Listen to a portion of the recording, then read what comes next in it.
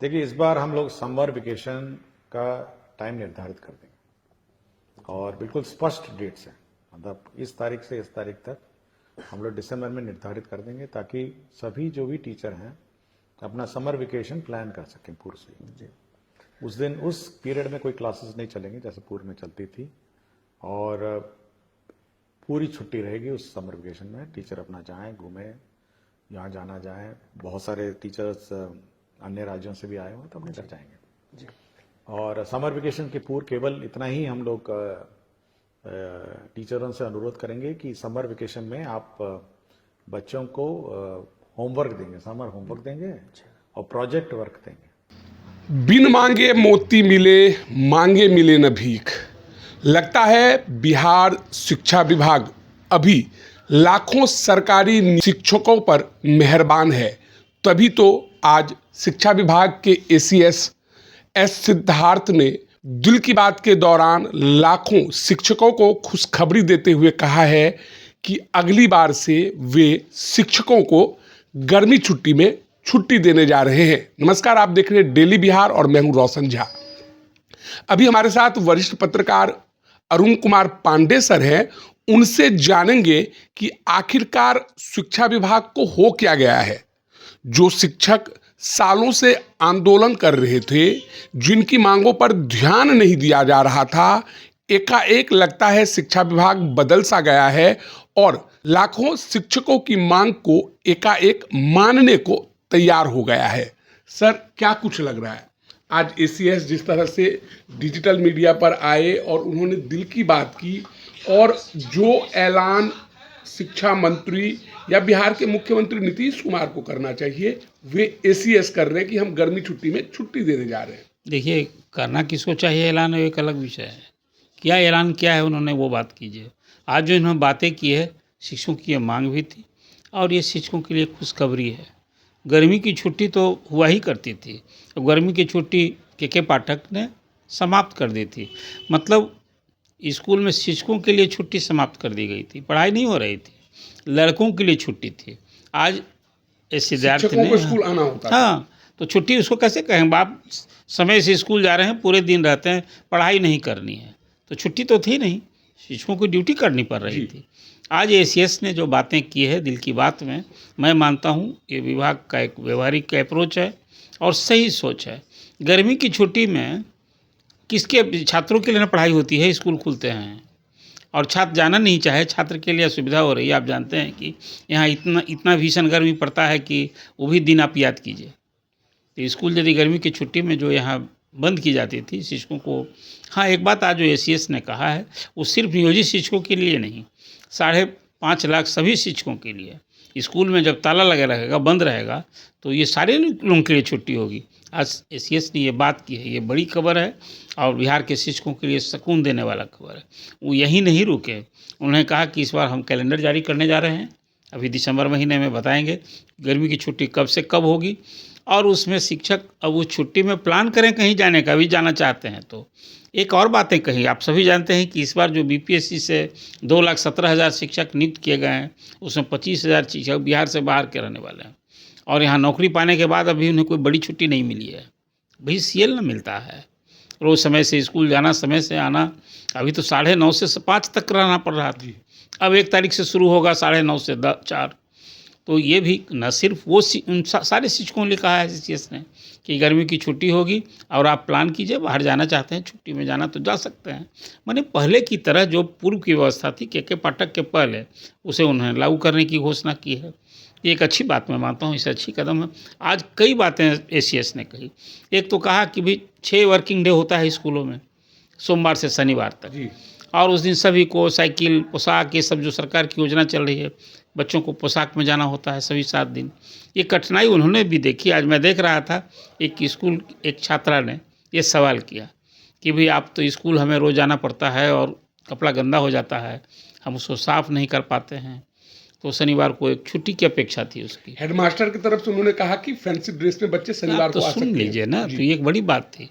ये भी एक तरह से कही कि नीतिगत कहा कि भाई शनिवार को हम यूनिफॉर्म फ्री कर देंगे, आए पहन के तो और ना आए पहन के तो। और उस दिन एक दिन रहेगा समय कि शनिवार को वो कपड़ा कोई सामान्य कपड़ा भी पहन के आवें, स्कूल ड्रेस नहीं आवें, और उसको साफ़ करें, फिर उसको दूसरे दिन अब आयरन वगैरह करके अब सोमवार से फिर वो ड्रेस में आवें। कहे कि ये अनिवार्य कर दिया गया है कि स्कूल में सभी छात्र छात्राओं को जो स्कूल का ड्रेस है वो पहन कर आना, ताकि स्कूल में एकरूपता रहे, राजा हो या रंग, सबके बाल बच्चे एक रंग रूप में दिखें। एक अच्छी व्यवस्था है सरकारी स्कूल में ये जो की गई है। प्राइवेट स्कूल में तो है ही ना, तो प्राइवेट स्कूल में गार्जियन से अफोर्ड करता है तो वो कई भी ड्रेस सिलवाता है, लेकिन आज गांव घर में पढ़ाने जो बच्चे पढ़ते हैं उनके अभिभावक की आर्थिक स्थिति का भी आकलन करें। आज बिहार के सरकारी स्कूल जो 75-76 हज़ार हैं, वहाँ 2 करोड़ से अधिक बच्चे पढ़ते हैं। उन बच्चों के अभिभावक की, गार्जियंस की, सबकी एक सी आमदनी नहीं है। तो आज इसको भी एड्रेस किया एसीएस ने, कहा कि एक दिन हम यूनिफॉर्म फ्री भी करेंगे, कि वो यूनिफॉर्म में नहीं आवे तो काम चलेगा, और हेडमास्टर इसको व्यवस्था लागू करेंगे। तो ये भी एक बड़ी सोच है। मैं मानता हूं कि आज एसीएस ने मन की बात में कुछ ऐसी बात की है। अभी देखिए, हर महीने परीक्षा हुआ करती थी, कहा कि नहीं ये परीक्षा त्रैमासिक हुआ करेगी। एसीएस ने अभी आज नहीं, इसके पहले उन्होंने ये बात कही थी। मैं मानता हूँ ये भी एक व्यवहारिक सोच है। हर महीने परीक्षा, और परीक्षा की जांच, मतलब बिना परीक्षा का एग्जामिन कीजिए फिर रिजल्ट दीजिए, पढ़ाई कब होगी? तो कहा कि नहीं, केंद्रीय विद्यालयों में भी त्रैमासिक परीक्षा होती है, 4 परीक्षा होती है साल में।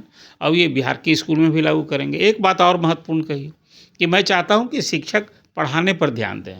हम इतना तरह का सिर्फ आने और जाने के समय में जो अभी ई शिक्षा कोष से उनकी हाजिरी की व्यवस्था हुई है कि फ़ोटो युक्त हाजिरी, कि आने के समय, इन के भी समय में फ़ोटो के साथ हाजिरी होगी और आउट के समय भी होगी।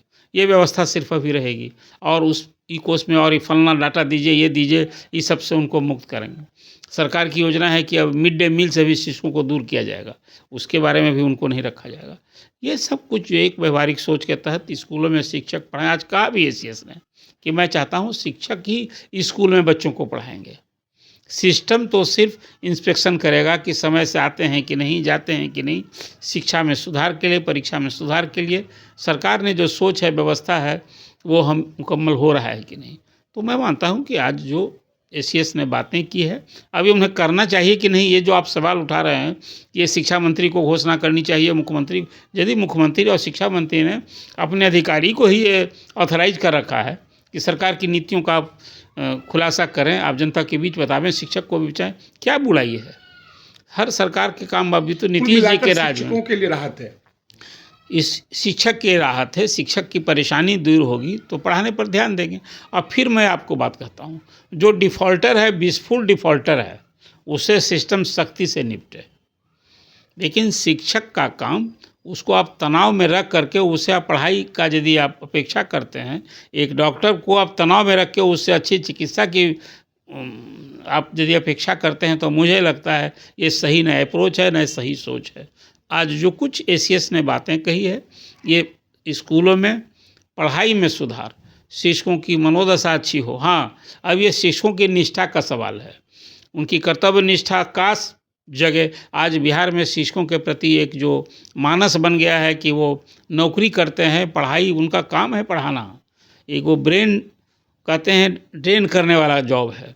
और हम आप सभी किसी शिक्षक से पढ़े हैं, तो पहले के शिक्षक जो रिस्पेक्ट कमांड करते थे, आज ये सवाल उठता है क्या शिक्षक वैसा रिस्पेक्ट कमांड करते हैं? आप जब डिग्री लाओ, नौकरी पाओ की व्यवस्था लागू करेंगे, आप यदि मुखिया द्वारा शिक्षा मित्र की नियुक्ति करके झोला ढोने वाले ऐसे लोगों को कर देंगे और उनसे पढ़ाई की अपेक्षा करेंगे, तो राजनीतिक सोच को आपको हैरानी होगी। नीतीश कुमार ने बात के दिन में जो दर्द दिया, तो फिर दवा भी दी। अब नियोजित शिक्षक के बारे में जो एक पूरे प्रदेश में माहौल बना कि नियोजित शिक्षक अयोग्य हैं, तो कहा कि भाई हम एक मामूली परीक्षा लेंगे। हालांकि वो मामूली थोड़े थी, सक्षमता परीक्षा तब भी, लेकिन ऐसी परीक्षा थी जिसमें बेंच कुर्सी सब पास कर गया।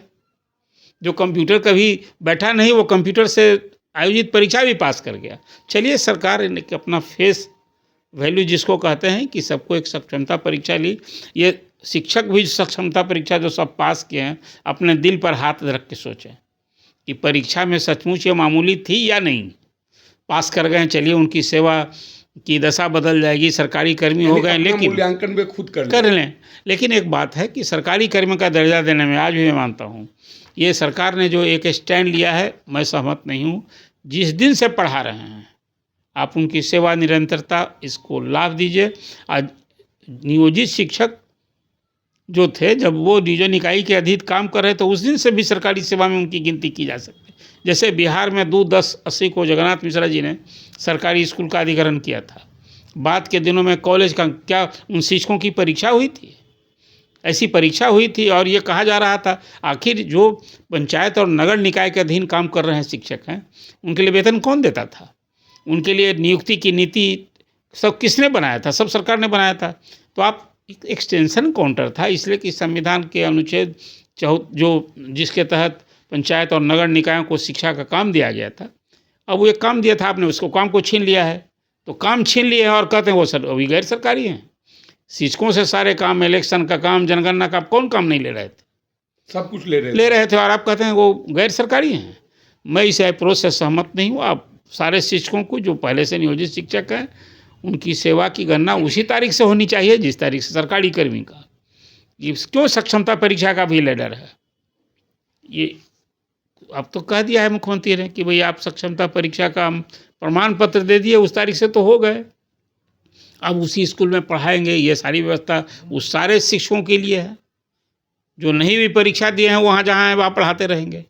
कुल मिला जुला कर आज जो ACS ने घोषणा की है बिहार के शिक्षकों के लिए, सभी 5.5 लाख शिक्षकों के लिए गर्मी की छुट्टी का अभी इस जाड़ा का मौसम में सौगात मिल गया है। जी जी जी जी। के पाठक के बहुत सारे आदेश को अभी मौजूदा ACS बदले, हाँ, तो नीति और नियम बदल गए। दिल की बात के दौरान उन्होंने मिशन दक्ष को फेल बताया, बहुत सारी चीज़ों में बदलाव किया, जैसे गर्मी छुट्टी हो गई या अन्य चीज़ें। तो कुल मिलाकर ये कहा जा सकता है कि के पाठक का जो चैप्टर था, के पाठक का जो फैसला था, उन सभी को प्रायः लगभग एस सिद्धार्थ ने बदलने का काम किया। नहीं, जो व्यवहारिक फैसले नहीं तो उसको क्या बदलना नहीं चाहिए?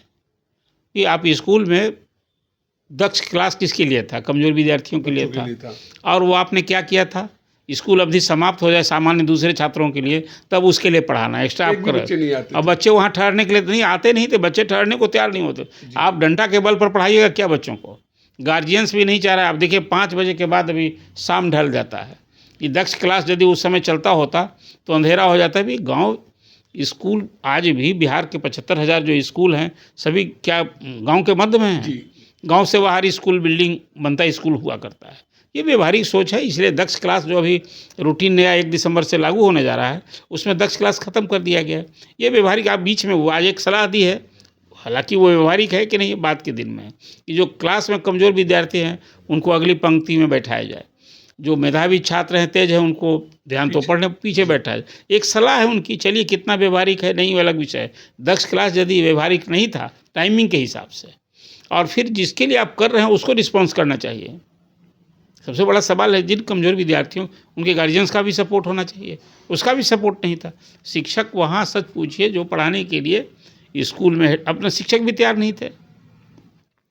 ऐसी कुछ बात आप सिस्टम को दबाव में मत लागू कीजिए, लोड कीजिए उतना ही जितना वो बहन कर पाए। हाँ, इसलिए आज ने ACS ने जो बातें की है, मैं मानता हूँ बिहार के सभी 5-5.5 लाख शिक्षकों के लिए विंटर में इजारे की शुरुआत साल से पहले आप कह सकते हैं कि बहुत, ये आज ही मैंने आपसे चर्चा की है कि भाई शिक्षकों की वो सारी मांगें पूरी हो गई, पूरी होती दिख रही हैं जो मांग रहे थे जी। तो ये तो एक सुकून का है। मुझे लगता है कि स्कूलों में जो एक बदलाव, वहाँ शिक्षक की ईमानदारी से निष्ठापूर्वक पढ़ावे, ये उनसे अपेक्षा की जाती है। इसलिए शिक्षक पढ़ाएंगे ही, चिकित्सक इलाज करेंगे। लेकिन अब वो जहाँ उनमें निष्ठा की कमी होगी तो आप क्या करेंगे? एक बड़ा सवाल है कि हर एक शिक्षक के खुद उसकी, अब पढ़ाने वाले को अपने पढ़ना चाहिए। यदि पढ़ेंगे तो अच्छा वो पढ़ाएंगे। हाँ, BPSC वाले शिक्षक का एक अभी है क्लेवर, उनसे अपेक्षा की जा सकती है कि अपने मेधा का डंका बजाएं। खासकर जो बिहार के बाहर के जो आए हैं, चाहे वो आरक्षित वर्ग के भी हैं, तो आए हैं सभी सामान्य कोटि में, तो सबको अपनी मेधा का करके बिहार में जो इस मेधा का एक्सप्लोर हो और हमारे विद्यार्थियों को अच्छी शिक्षा मिले, शिक्षक निष्ठा से पढ़ावें, यही उम्मीद की जानी चाहिए। तो कुल मिलाकर लाखों सरकारी शिक्षकों को राहत मिली है और ACS एस सिद्धार्थ ने बड़ा ऐलान कर दिया है। बहरहाल इस वीडियो में इतना ही। अगर आप हमारा ये वीडियो YouTube पर देख रहे हैं तो सब्सक्राइब कर लें, Facebook पर देख रहे हैं तो हमारे पेज को लाइक करें। धन्यवाद।